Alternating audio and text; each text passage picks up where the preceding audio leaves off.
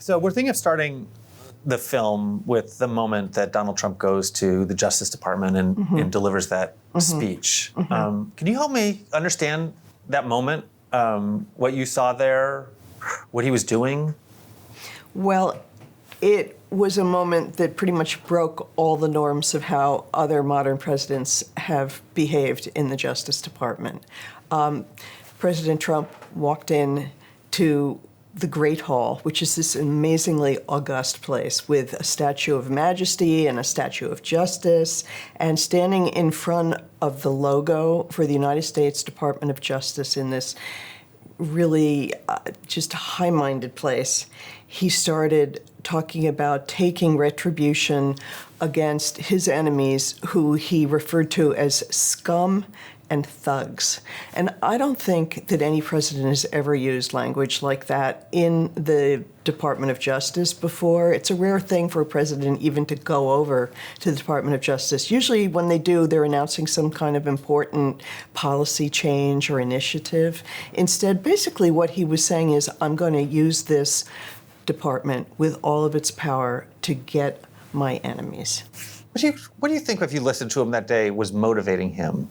Does it come from? I mean, he had been prosecuted by the Justice Department, but he'd also been president before that, and he had his own approach to the law before that. Well, I mean, what do you think was driving that approach in that moment? I mean, the thing that occurred to me was, and I hadn't really taken into account fully before, is that during the period, the previous couple of years, while Trump was being prosecuted and convicted in a couple instances for crimes, he must have been sitting there and seething and just waiting until he could take his revenge, because that's basically what he announced he was going to do when he walked into that Justice Department that day.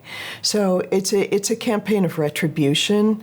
It's also an effort to undermine, I think he was trying to undermine the credibility of the prosecutions against him and say that they were just political and that they were illegitimate. And by doing that, he was minimizing the criminal record he came into office with, which nobody else has ever had as in the history of the presidency, and basically saying, and I'm going to do the same. I'm going to be as political as my persecutors were. I did nothing wrong, and I'm going after people too. Yeah, he has that term. He has two terms that he uses. One is weaponization of the Justice Department, and the other is lawfare. Yeah. I mean, what does he mean by those terms?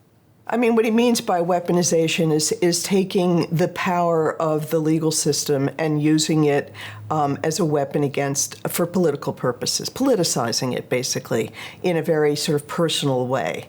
And what he means by lawfare is, that I'm going to wage war. It's a play on warfare using the law, and I'm going to wage war using the law.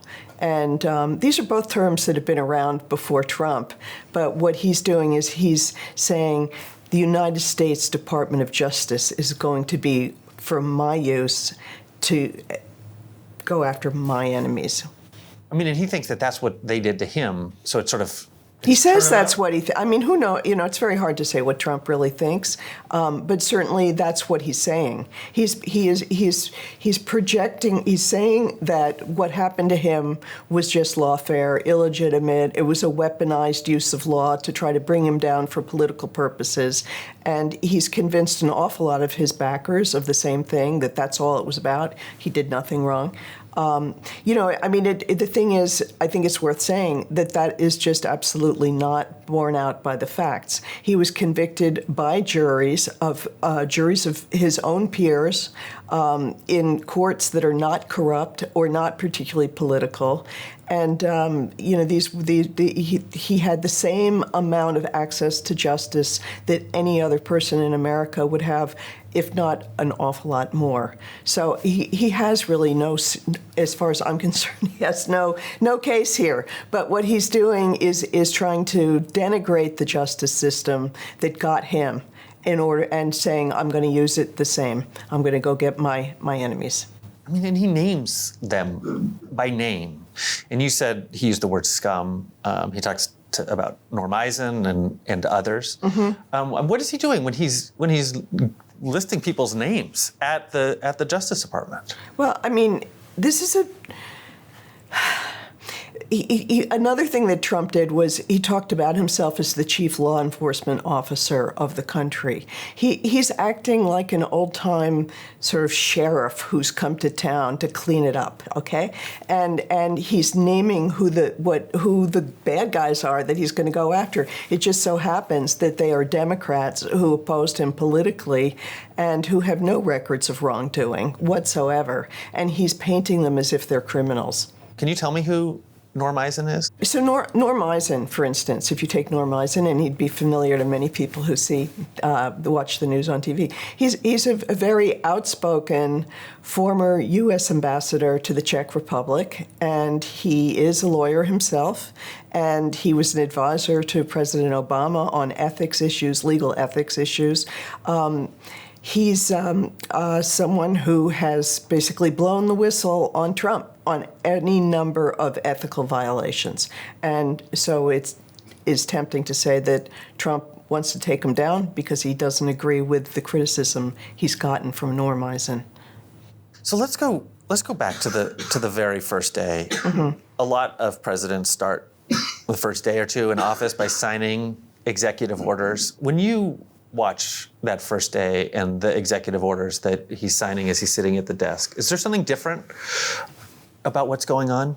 Well, I mean, of course, what Trump did in the way he signed executive orders to begin with, he signed them not just at the Oval Office, but he also began signing them in front of a kind of an auditorium in front of his campaign supporters as part of the inauguration festivities. He turned it into a sort of a theatrical performance that showed that I've got power.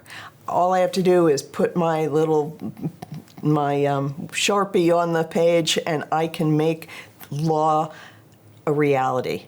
And I can see, it was as if he was sending thunderbolts out to the country, and he wanted an audience for that. And he did one after the next, and what he was trying to do was this campaign of what he called shock and awe that announced, I'm in charge now. And some of the executive orders that were signed on that first day were really shocking in their extremism. I mean, one in particular that took, I think, a lot of people by surprise was an executive order saying that he was going to overturn what's called birthright citizenship, people who were born in America to parents who were not legal citizens would no longer be allowed to be called citizens themselves under the law.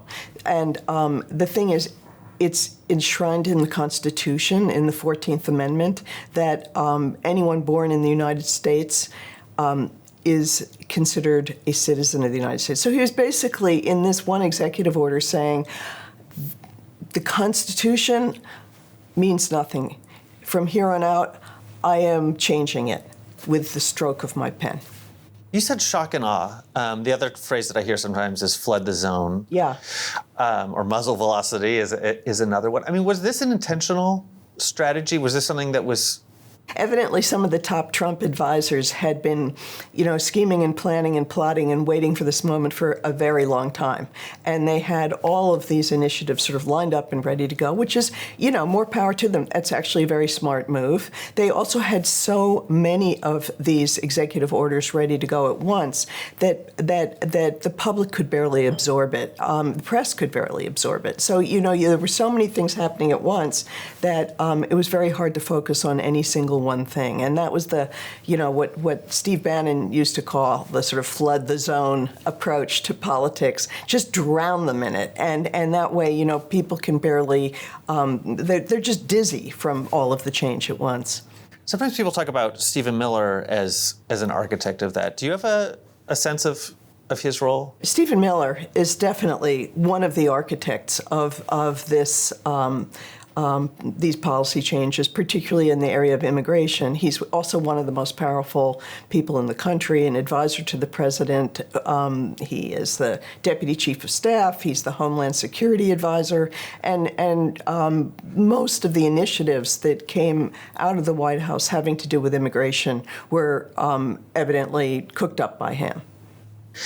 That first day, there's one other thing that's not an executive order, which is the pardons of the January 6th people who were convicted around January 6th, which is a moment where there had been expectation he would do something. It was a campaign promise, but it goes beyond what a lot of people expected. What do you think? Tell me about that and about the signal that it was sending.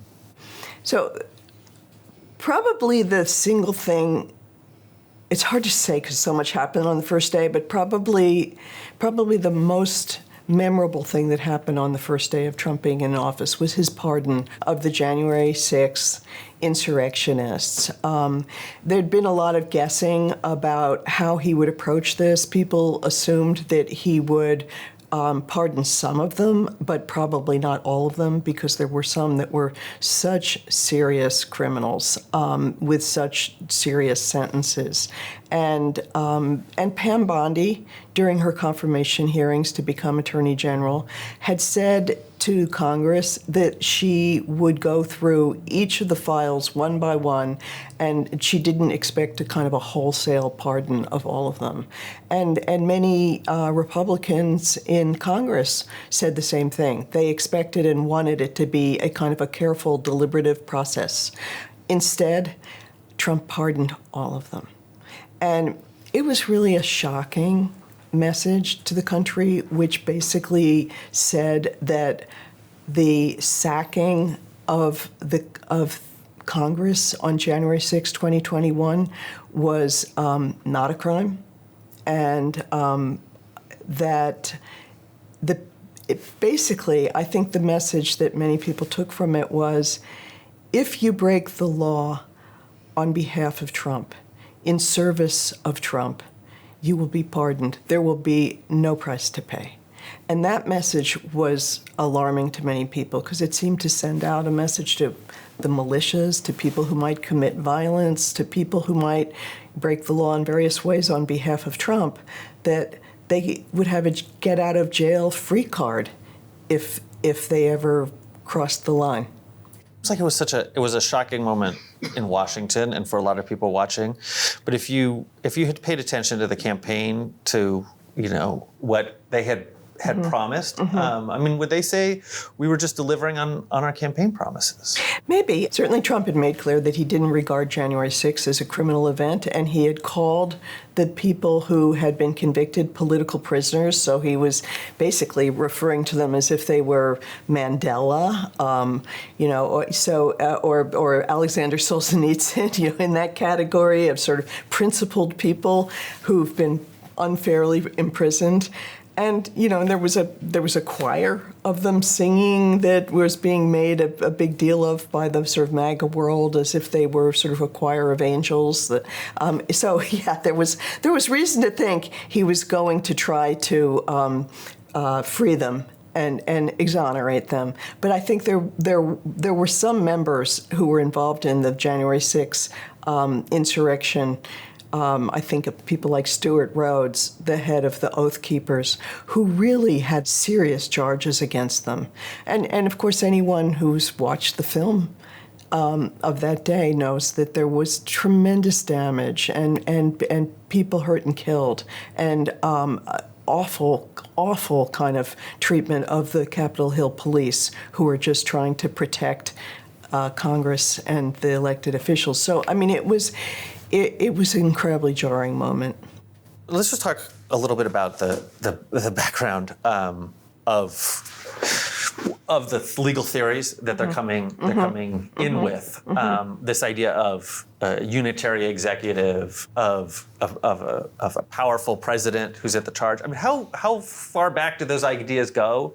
Does this go to Donald Trump? Have those been around the conservative legal world? So There has been for many years a kind of a growing theory in conservative legal circles that it's called the unitary executive theory, which sounds incredibly abstract and abstruse. And basically, it's an idea that started getting hold after Watergate.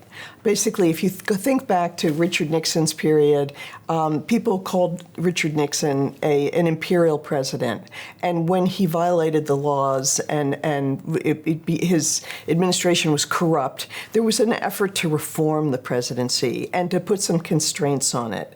And to keep an administration, the executive branch, from being politicized and used just for the personal power of the president. So a lot of ethics laws were passed. Independent agencies were safeguarded. Civil servants were sort of turned into people who were supposed to be apolitical.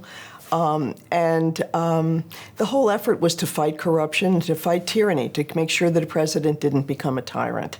And anyway, that process took place after Watergate, and there were people, particularly on the right, who disagreed.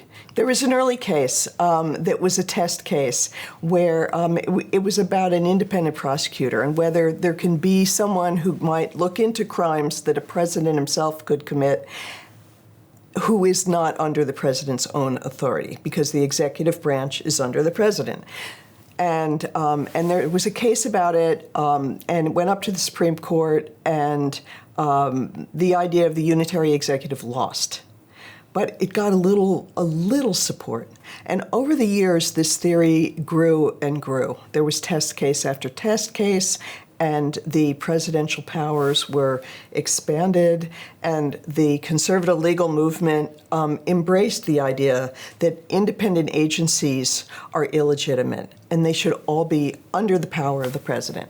So Donald Trump, who wants to walk in and be a sort of vigorous president, walks in and has people around him who have a theory for how he's going to operate. Donald Trump is not a lawyer. He's not been involved in the conservative legal movement, but he's surrounded by people who have been waiting years for this moment where they can actualize their extremist ideas of the executive branch. They have wanted to have a president who is supremely powerful. And Trump, for his own reasons, has been very enamored of that theory because it gives him so much more power than earlier presidents have had. So,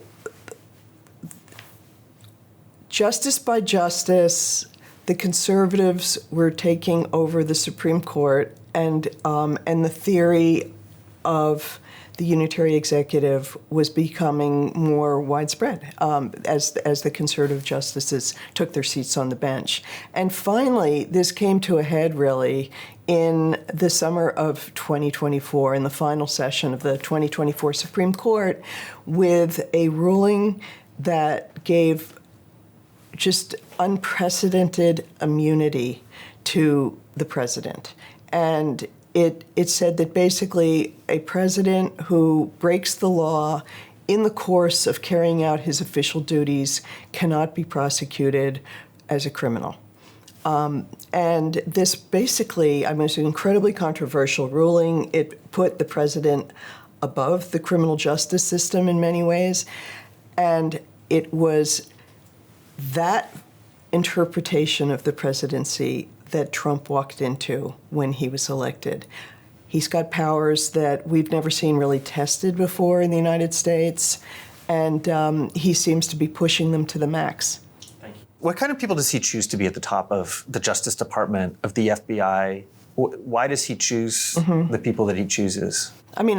It's when you look at some of the qualifications for the people who President Trump has chosen to be at the top rungs of the Justice Department, it's hard to see that he was looking for anything beyond loyalty to himself. These are not people with deep credentials and experience and impressive resumes. They are people who are impressively loyal to Donald Trump, including actually several of his own lawyers, people who have defended him in various legal cases before. Now, I mean, I think it's only fair to say he's not the only president who wanted to have an attorney general who was loyal to him. If, we look back in history to John F. Kennedy, he put his own brother, Bobby Kennedy, in as his attorney general. So this, is not the first time something like this has happened. But Trump has basically surrounded himself with people who are just plain loyal to him above and beyond everything else. It is, I think it is a departure from recent choices of attorney generals, and it's a departure from the way several recent presidents have looked at the Justice Department. So,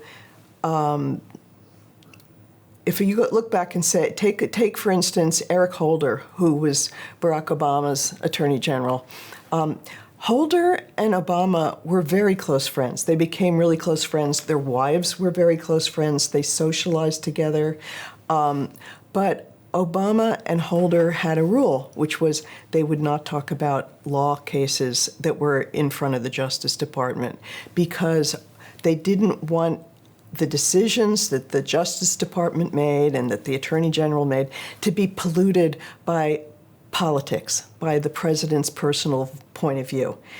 There was a separation, basically, and the Justice Department was supposed to be above politics. It was supposed to do right by whoever was before it, regardless of their political party, without fear or favor. And so Obama made sure to not even have conversations with Holder about cases. And that's so different from the kind of the model that we're seeing with Trump. I think also of when more recently, when Joe Biden was president, his Attorney General, Merrick Garland, was someone he barely knew. And I remember I spoke a couple times to Merrick Garland and asked him, so have you heard from Biden recently? And he said, I never talked to him. There was a kind of a wall.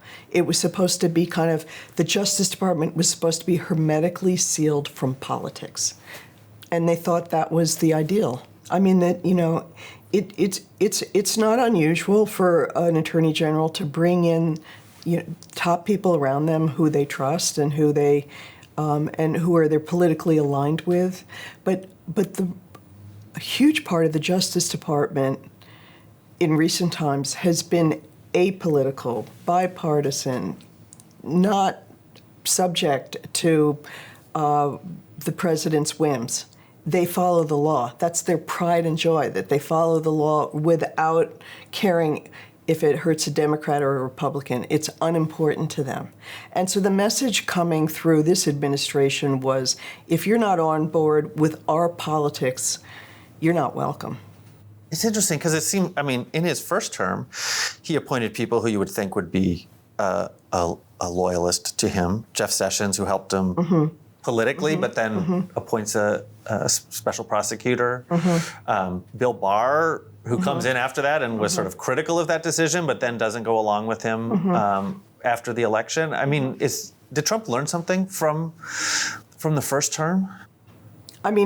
Honestly, the second Trump term is so different from the first Trump term. In the first Trump term, he didn't really understand where the levers of power were so much, and he was much more guided by people who accepted the norms in Washington. He's breaking those norms now, and he's surrounded by radicals who are egging him on. Some of them are people who have waited years for this opportunity. We may spend a little bit of time, but not a lot, on the Eric Adams case. Was that a sort of a test case? What do you make of that? Honestly, the situation surrounding Eric Adams seemed shockingly corrupt. If you boil it down, it seemed to be that the Justice Department was telling the mayor of New York, if you help us out, if you do what the president wants you to do in New York City, we'll help you out. We'll just sweep away these criminal charges against you. And they'll bury an investigation that was serious into wrongdoing by the mayor of New York to get a favor back that was a political favor for the president. I've never seen anything quite like that. In the reaction, so the Justice Department orders the U.S. attorney to dismiss the charges, and she writes back with this letter, among other things, alleging an apparent quid pro quo and saying that there isn't a legal justification to make that motion. Right. What do you make of that confrontation? What was interesting was the acting U.S. attorney in New York, Danielle Sassoon, was not the kind of person who you would have thought was going to stand up to Donald Trump, at least not politically. She was a member of the Conservative Federalist Society. She had clerked for a conservative Supreme Court justice. She was a conservative, but she believed in the rule of law, and she saw this as a corruption, and she said, I want no part of it, and she resigned. And she's not the only one who ends up resigning. There's other prosecutors at Main Justice, I think acting head of the criminal division, the leaders of the public integrity office or office that handles corruption also resign. Many people have resigned. I mean, an awful lot of really good people have resigned. It's kind of the only way you can send out a message, I think. And they don't want, it's a difficult dilemma for people because they might want to stay in their jobs and try to make things better, but at the same time, they don't want to be complicit in something that they see as truly wrong. I mean, and it seems like in another era, it might have had a different effect. I mean, we're kind of in an era right now. I mean, it's been building up for a long time, but we're in an era where scandals are sort of frozen. There's no accountability afterwards. There'll be an allegation made, a really good person will point a finger, the evidence will be there, but nothing gets cleaned up afterwards. And the reason really is because of Congress. I mean, all of this is happening against a backdrop of a Republican majority in both the House and the Senate where they won't hold hearings, they won't demand changes, they won't legislate. They're so afraid of Donald Trump that they are paralyzed. So these lawyers are trying to send a message in a way by resigning, by sending these very powerful letters. And it seems like the administration is sending their own message to those lawyers and to anyone else who might be considering standing on what they believe is principle. What you might have expected is when the acting U.S. attorney for the Southern District of New York, which is actually among the U.S. attorneys the most powerful of them, they call it the Sovereign District of New York. I mean, this is a very powerful, respected post. When she resigned, you might have expected it to see the Justice Department reeling from it. Instead, what you saw was that she got fired. She got fired by the Deputy Attorney General, who happened to have been Trump's own personal lawyer. So you see the top end of the Justice Department is all in with Trump. They're standing up for him, and some might say in this case, they're not standing up for the rule of law. That's a good point. I mean, if they want to make an example to send a message, the Southern District, the Sovereign District, right, as you say, is probably it's the good. one. It's probably yeah. That message is right. delivered. Yeah, message received. We will go into the details of everything that involves Elon Musk and Doge. Good, because I don't know everything. Okay. But it does represent he represents, when he's standing next to Donald Trump, a sort of very dramatic break with the way things are done.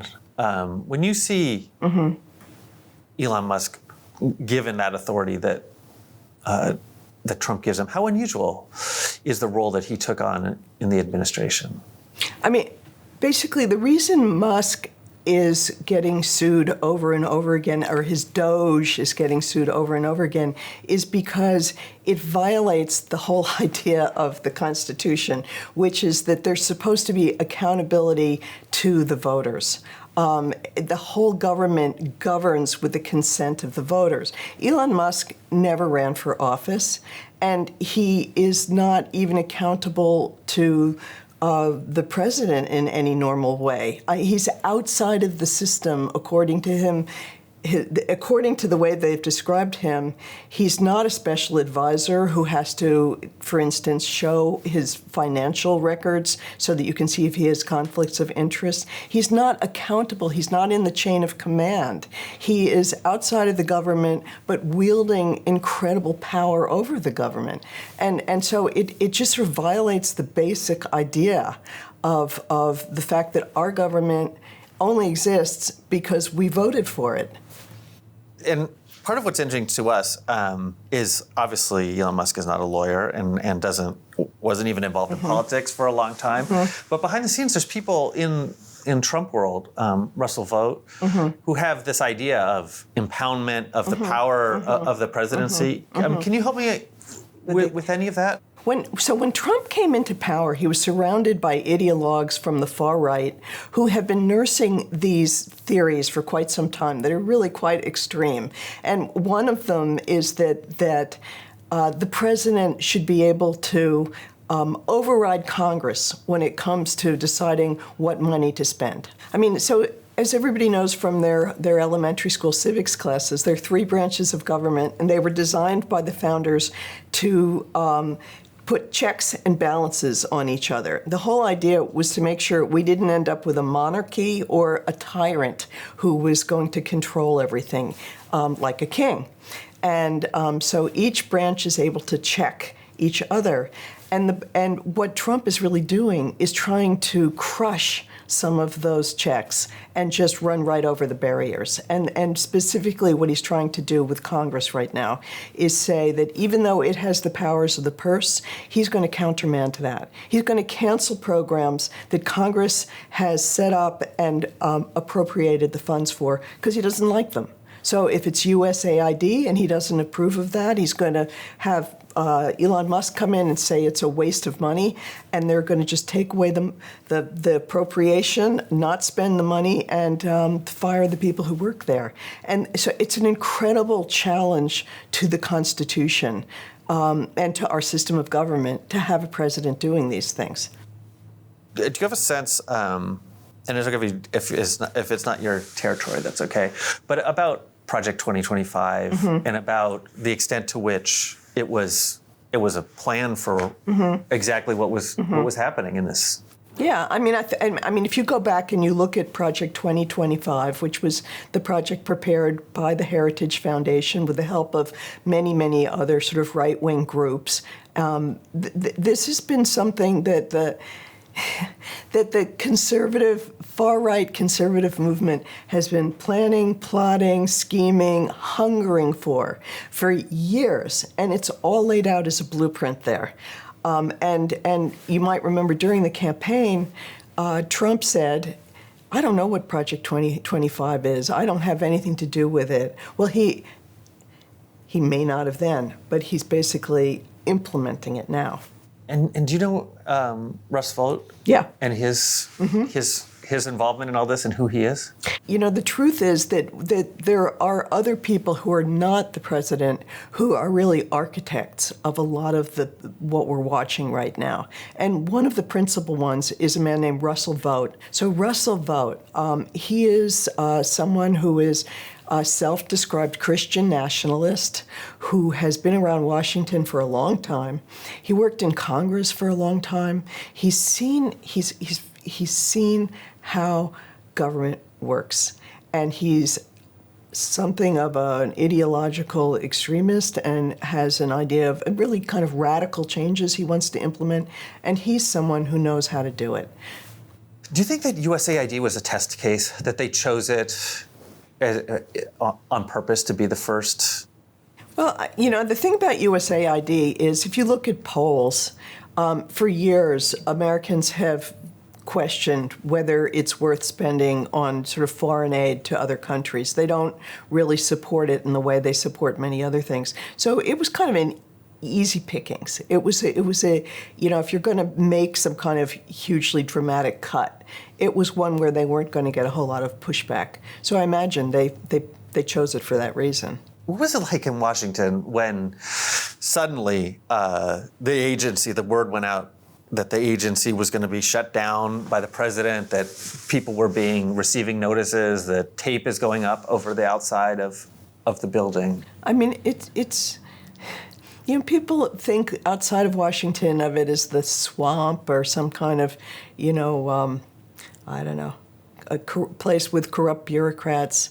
That's really not my experience. It was terrible. I mean, these are, from my experience, really good people, really dedicated. They're public servants. They're experts in areas that are really useful to the functioning of the government. And the people who I've met at USAID are people like Atul Gawande, who is also a writer at The New Yorker. He's a surgeon.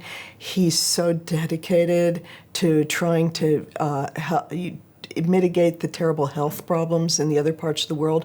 And it's really a fallacy to think that these issues and problems that happen in other sides of the world are not going to come back to haunt us here, whether it's Ebola. I mean, diseases spread, terrible poverty, people migrate. I mean, we're all interconnected, and that's what the people at USAID understand. So they feel they're helping America when they help the rest of the world.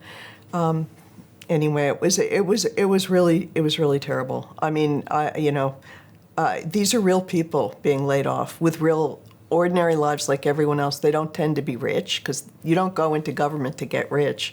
I mean, I have an exercise class teacher who was in the middle of trying to get pregnant with IVF. Her husband works for USAID as a contractor. Suddenly their insurance was cut off. They were in the middle of a cycle of trying to get pregnant. Their previous child died of brain cancer, and it was a tragedy. It's a personal disaster for so many people, but people I can see online. A lot of critics don't care about the people who work for the government. They think too bad for you, but it's also really terrible for the country because it's going to hurt our soft power.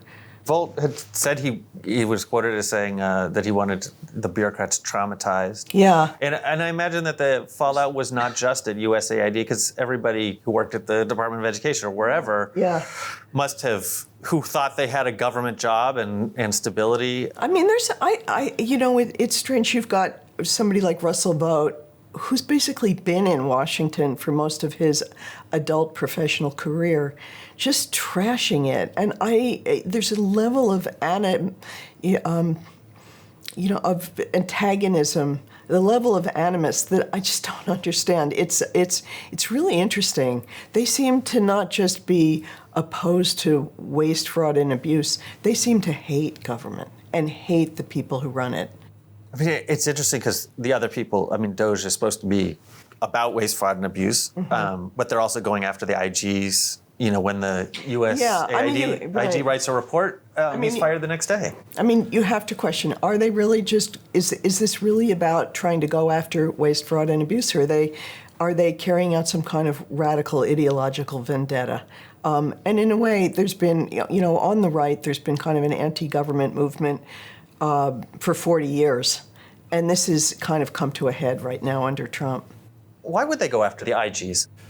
I mean, the IGs are the watchdogs, and they've gotten rid of the watchdogs. You have to wonder, so why are they going after, if they really are interested in waste, fraud, and abuse, why would you fire the inspector generals in all of these different federal departments? And I think what we're really seeing, if you step back, is an effort by Trump and his top people to get rid of any kind of independent pushback against them. This is a power grab. You're watching the presidency turned into something much more imperial than we've seen for a very long time and maybe ever. And they don't want watchdogs telling them what not to do. They don't want Congress telling them what not to do. And they don't want the courts telling them what not to do.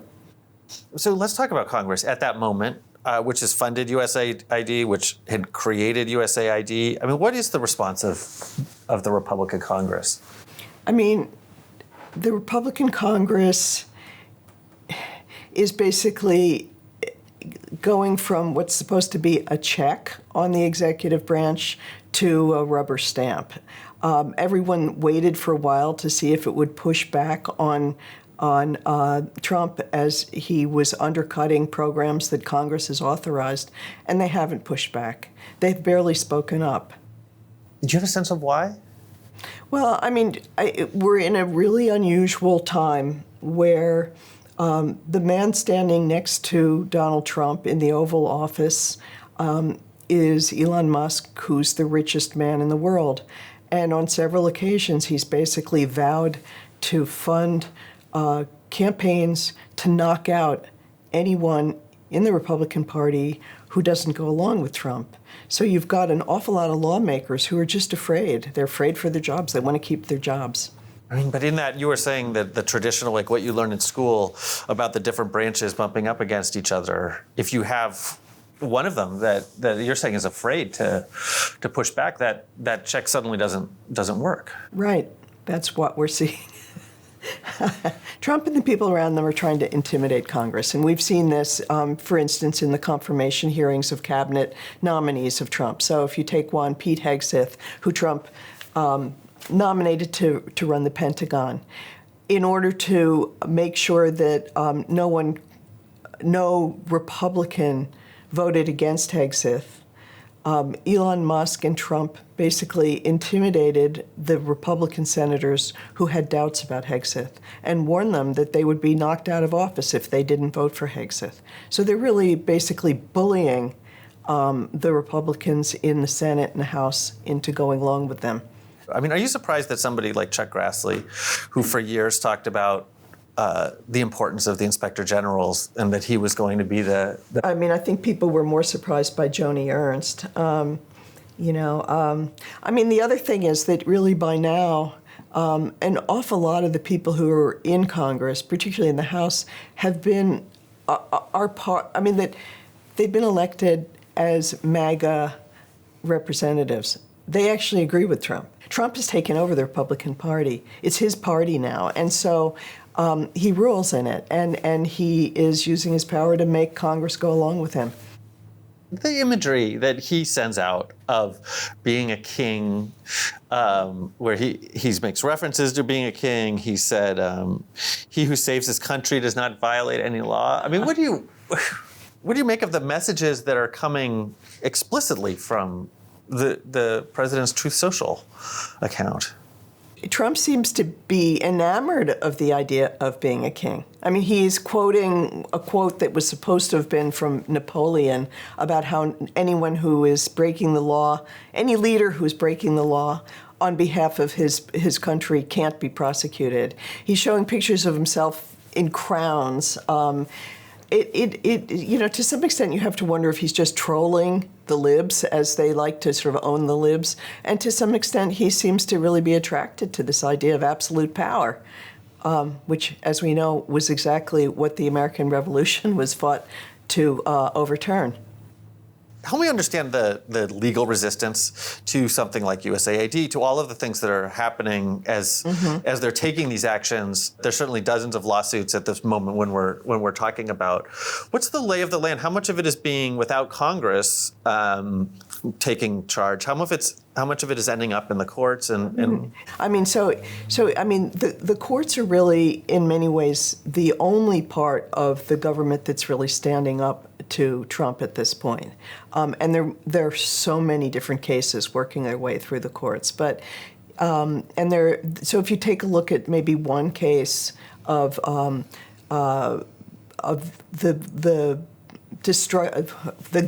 gutting of USAID, where basically the whole agency has been taken apart by Trump, even though it's authorized by Congress.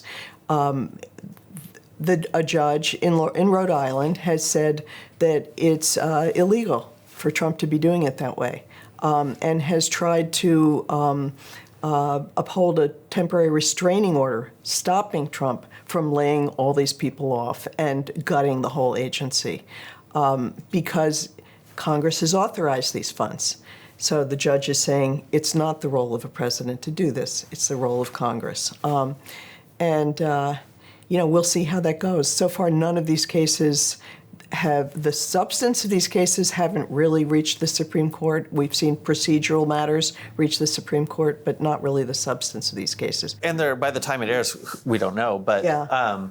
but they're fighting this battle in the courts, and it's under this backdrop that he starts issuing executive orders about Perkins Coie. Yeah. Okay. Well, should we talk about that? Because okay, it seems like these two things are related. So far, the courts have in many cases pushed back against Trump, and there are various cases that are moving through different phases, but the courts have in many ways ruled against him so far. And Trump has reacted in a kind of extraordinary way that we really haven't seen a president react in before. He has smeared the courts. He's gone after the judges personally. He's called for them to be removed from their posts or maybe impeached. And he's also gone after some of the lawyers personally. He's gone after law firms, big law firms in America that are litigating because they too are not buckling under to him or have not in the past. And so he's basically trying to undercut the whole legal system, which usually has two sides. Have you talked to anybody in that world in corporate law or have a sense of the fear that... There are three major firms that Trump has gone after so far. And all of them are really major businesses. I mean, these are powerful firms. And even so, they are terrified. They're terrified of being put out of business. I mean, Trump issued an executive order like nobody's ever seen before that basically said he was first taking away the security clearances for these lawyers.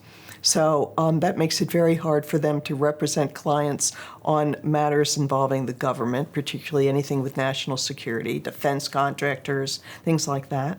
He also has forbidden several of the firms from being able to set foot on federal property. Well, the federal courts are federal property. He's basically saying these lawyers can't try cases in federal courts. I mean, that's their bread and butter.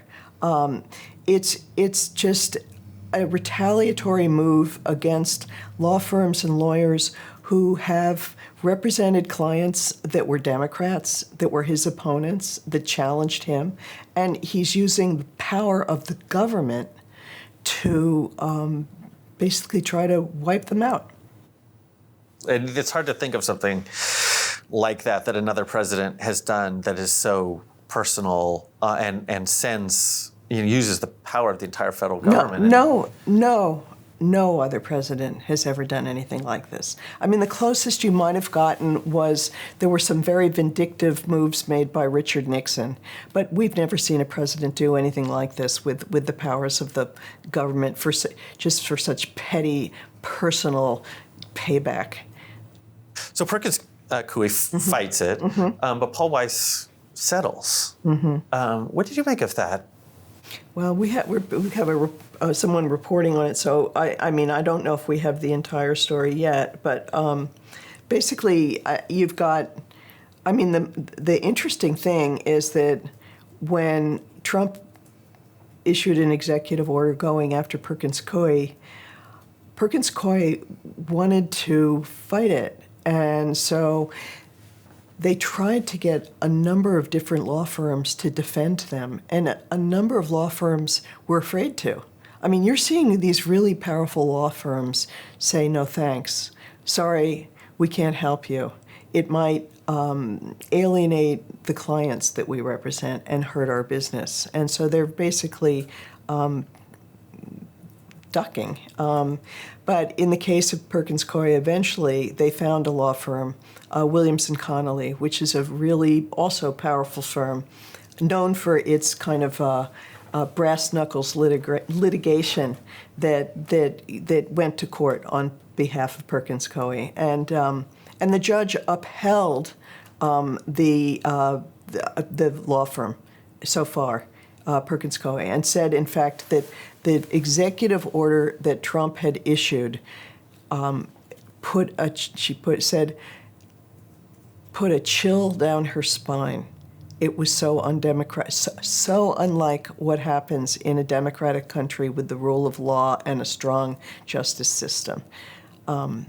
But despite that, and I think that her point of view and the Judge Beryl Howell's point of view in that case represented a point of view that pretty much the whole legal community has. I mean, this is extraordinary. It's intimidation like we've not seen before.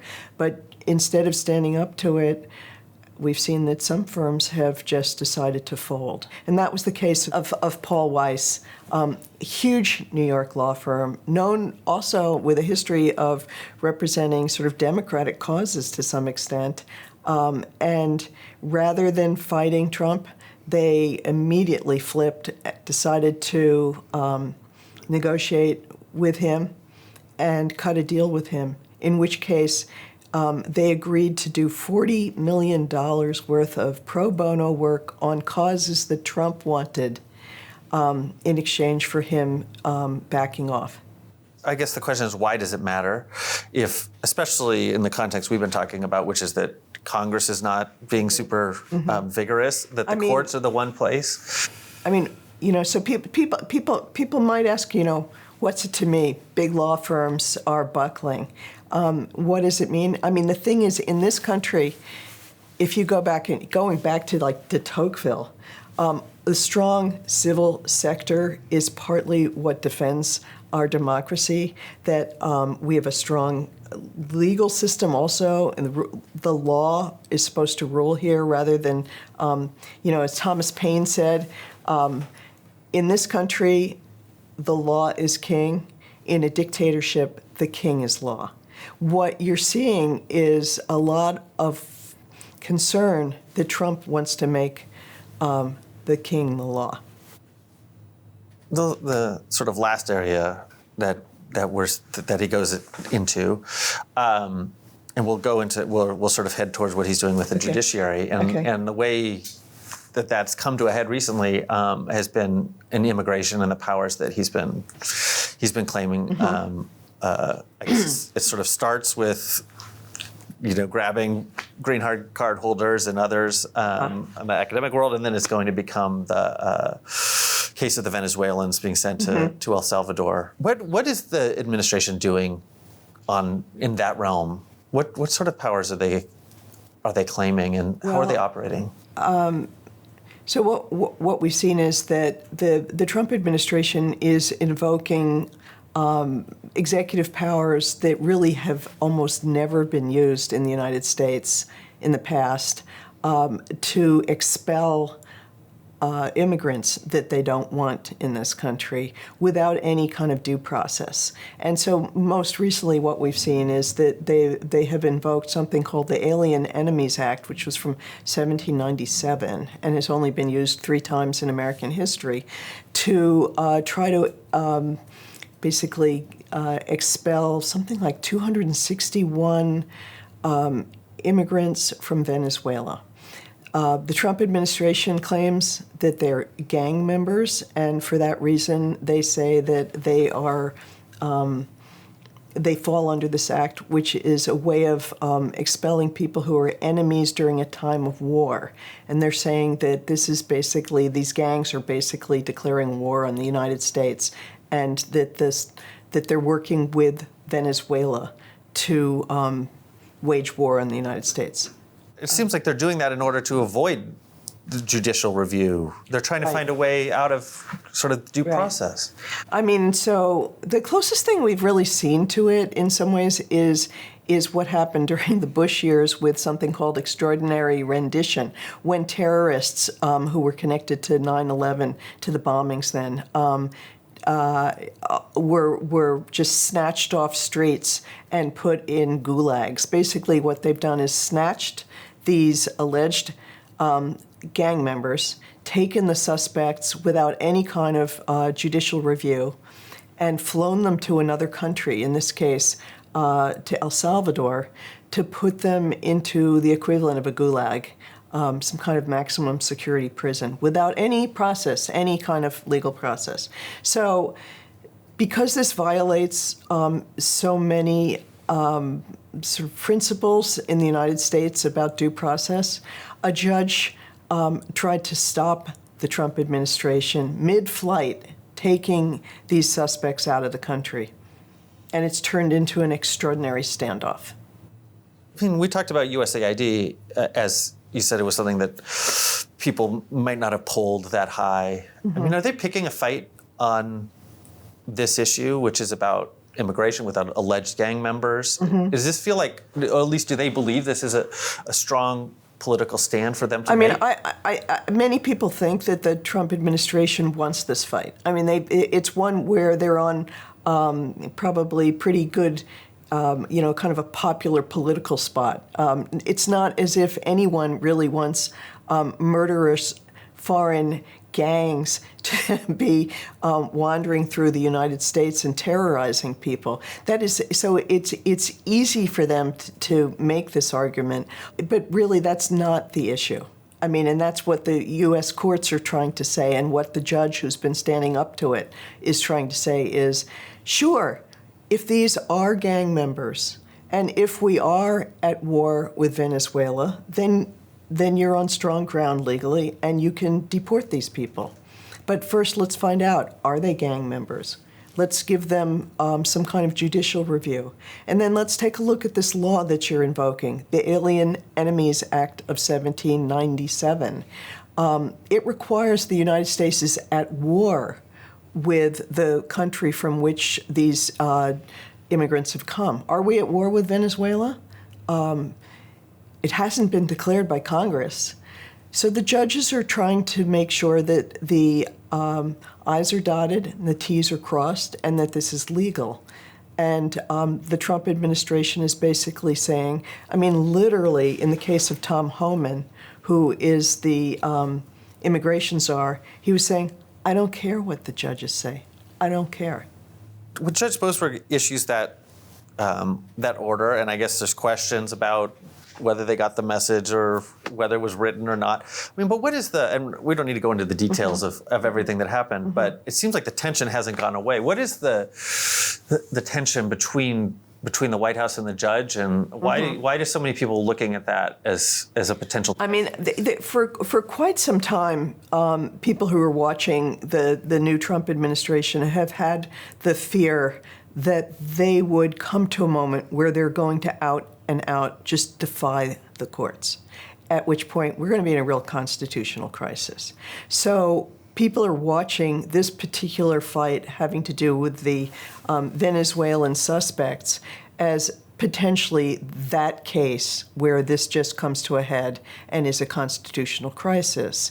And the reason is that it appears that the Trump administration defied an order from the judge in the case. His name is James, he calls himself Jeb Boasberg, to turn the planes around that were carrying these immigrants, bring them back, and give them some judicial review so that they could make sure that this policy is legal.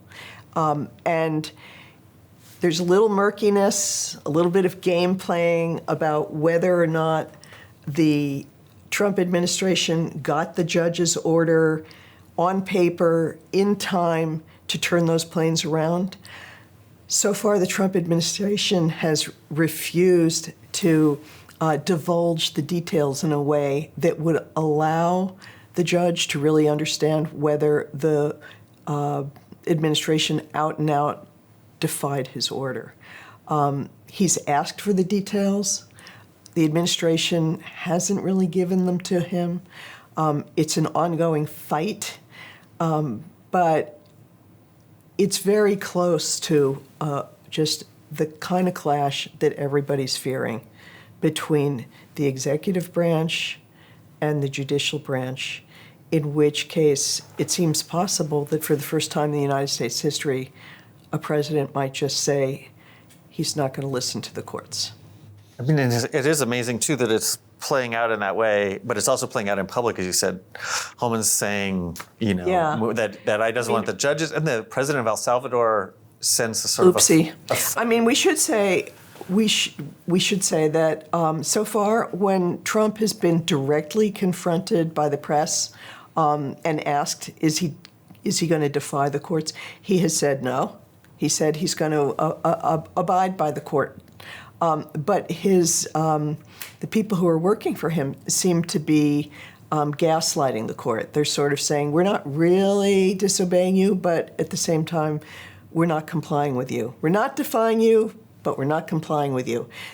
Jack Goldsmith, who's a Harvard law professor, very conservative Harvard law professor, says that basically what Trump's doing is playing games with the court. And that's what we're sort of watching right now. It's not only that, because it's also the rhetoric about this particular judge. Okay, so while this is happening inside the courthouse, this kind of sort of teasing dance going on by the Trump administration, not really complying with the judge's order, kind of flouting it.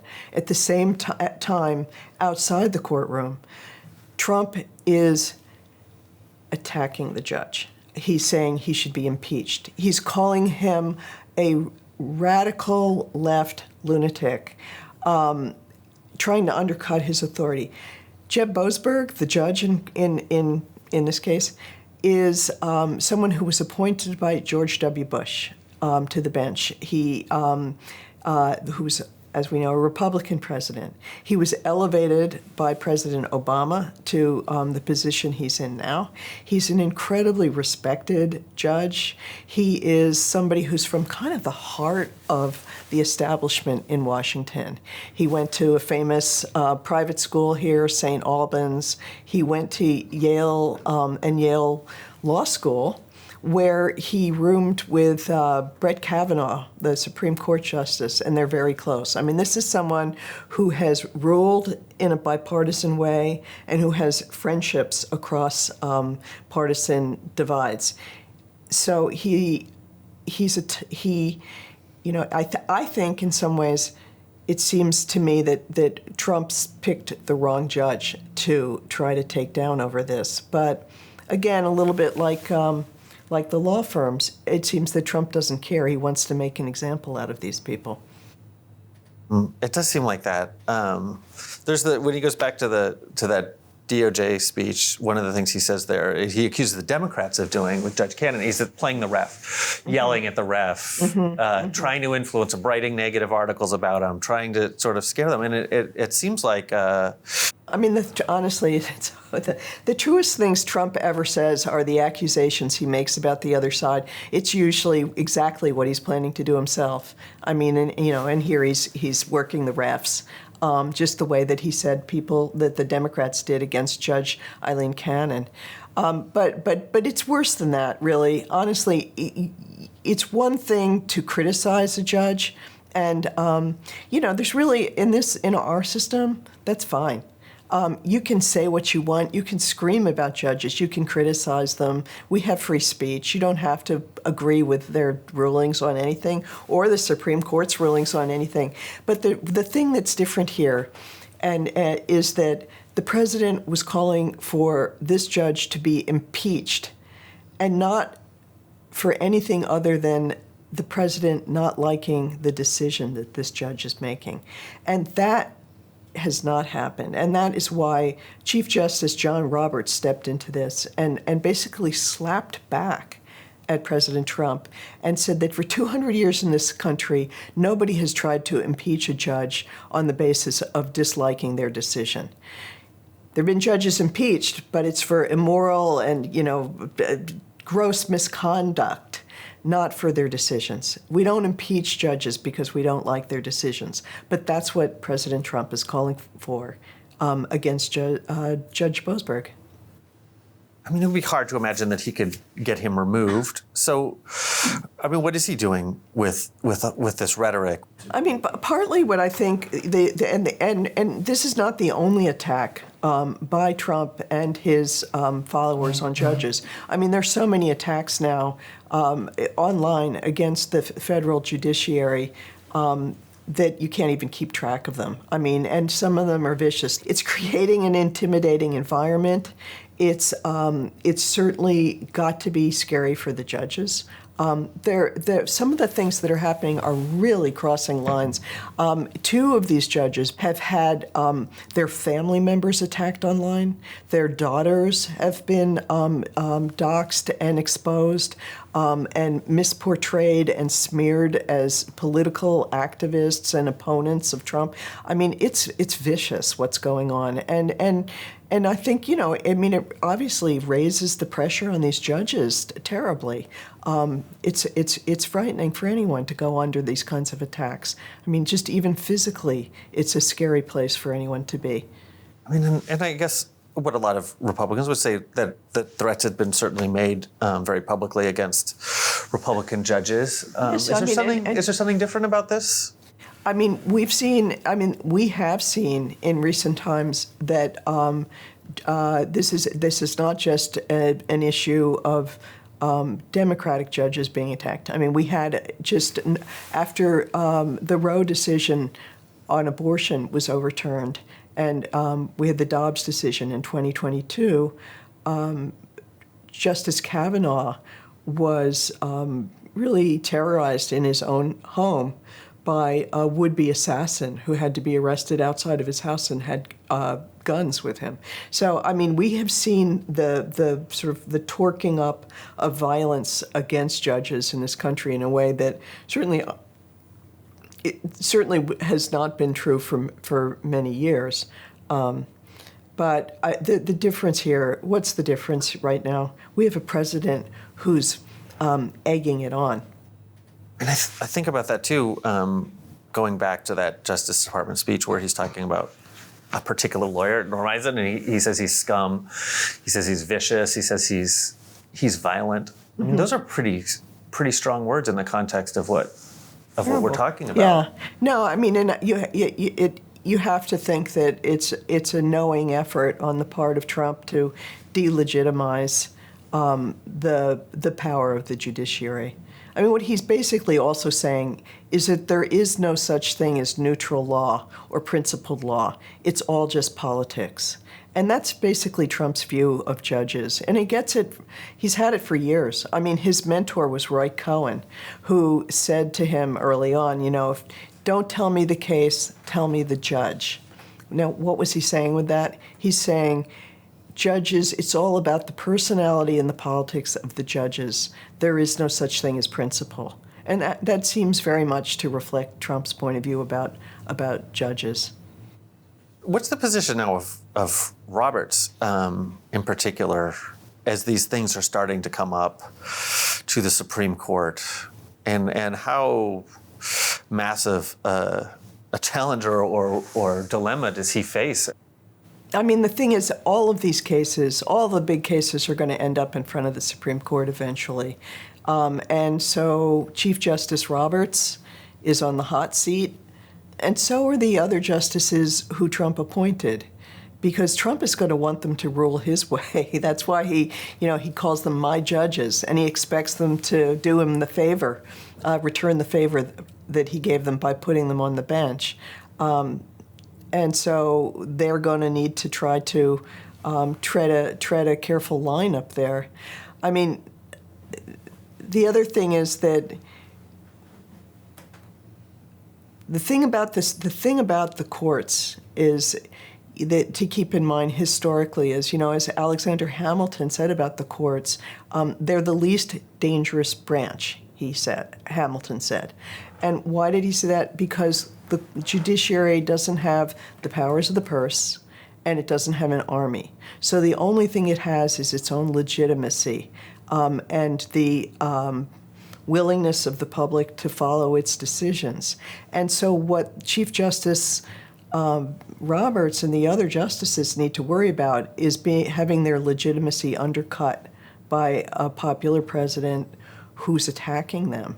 They don't want to be in a position where they make a decision and he defies it, because then it makes them look like a paper tiger.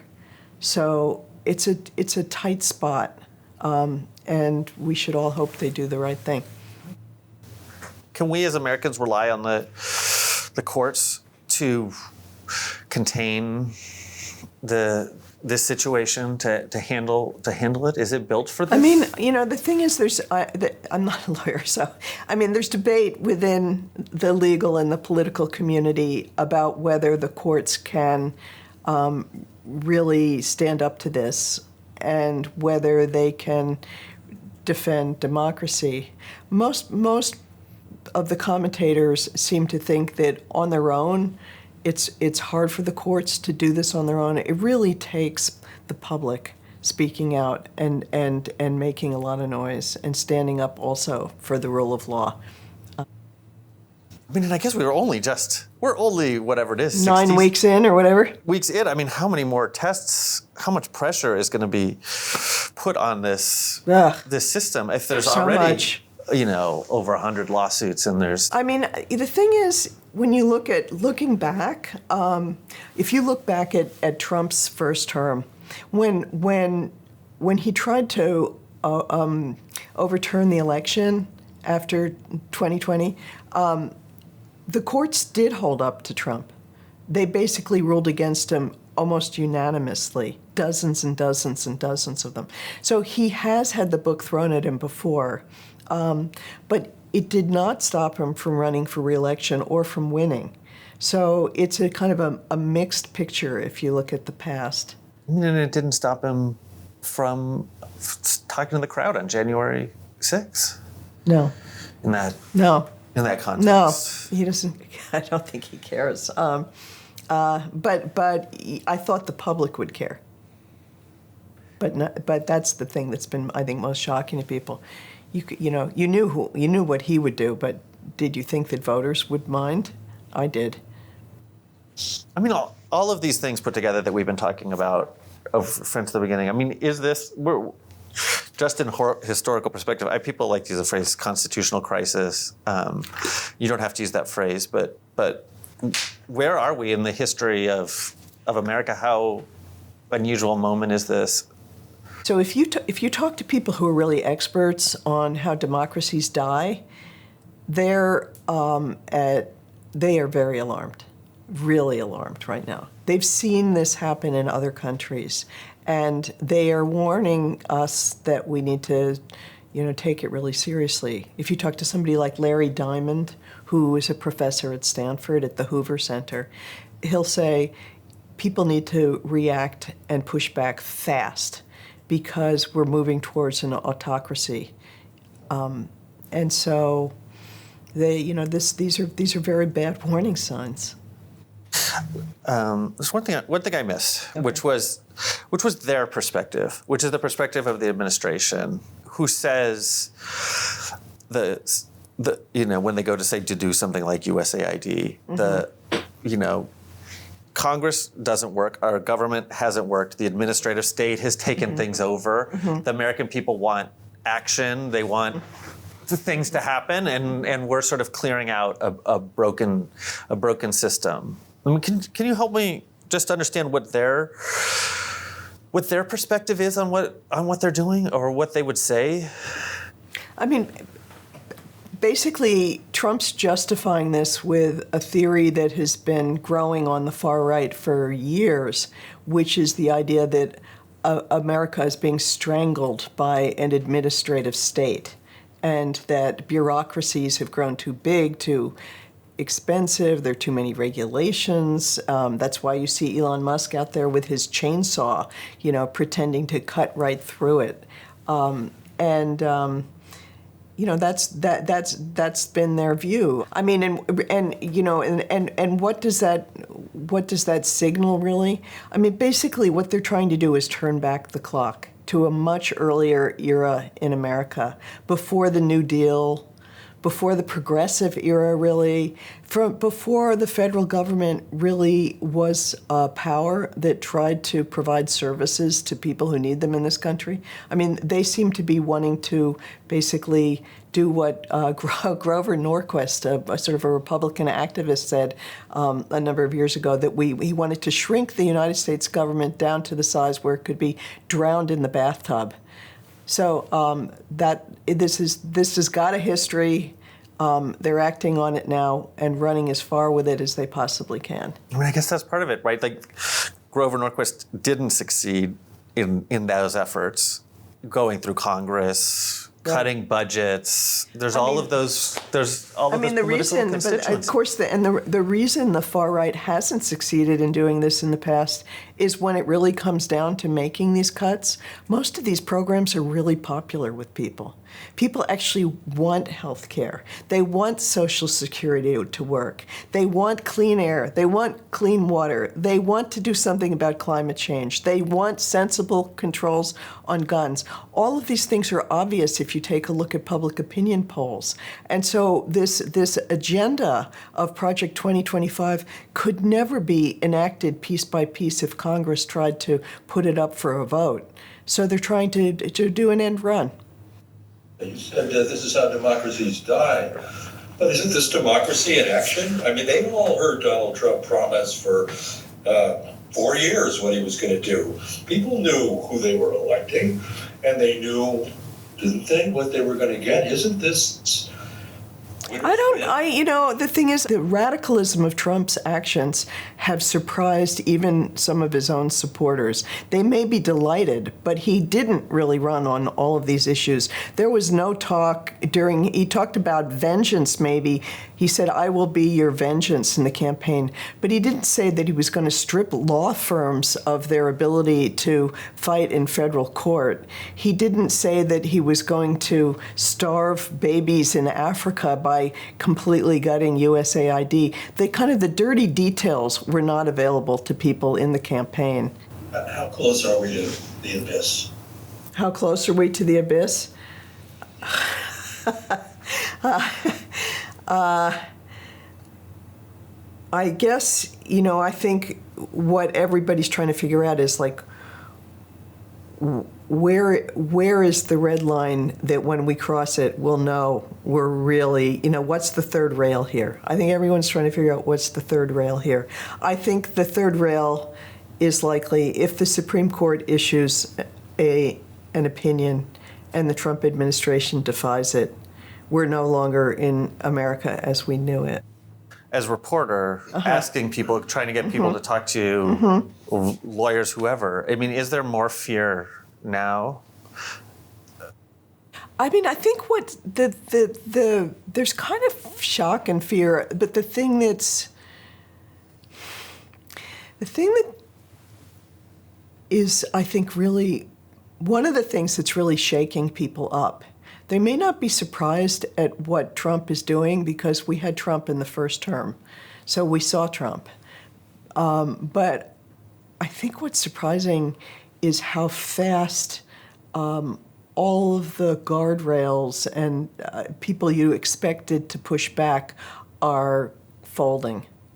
So whether it's the big media companies, huge New York law firm, the quiet from former outspoken Democrats, I mean, that's what's freaking people out.